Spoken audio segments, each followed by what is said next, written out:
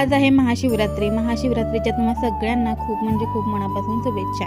तर आज सकाळी उठल्यानंतर आंघोळ केली आणि पहिल्यांदा देवपूजा करून घेतली।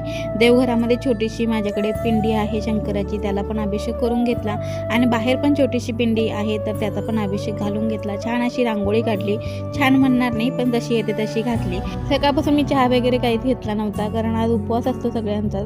तर मी ठरवलं होतं की सगळं देवपूजा व्यवस्थित झाल्याशिवाय अजिबात चहा वगैरे काही घ्यायचं नाही। घरातलं सगळं आवरून मग मी आणि सासूबाई गेलो होतो मंदिरामध्ये।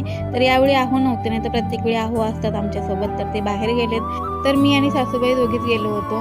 तर इथं घरापासूनच आमच्या थोड्या अंतरावरती एक छोटंसं मंदिर आहे। तर हे काळभैरवाचं मंदिर आहे, तर त्याच्या समोरच शिवपिंडी पण आहे। तर इथंच बऱ्याच जणी अभिषेक घालायला येतात। आम्ही सगळेजण शेतात राहतो त्यामुळं इथल्या इथं जवळपास जी लोक आहेत तेवढीच येत होती।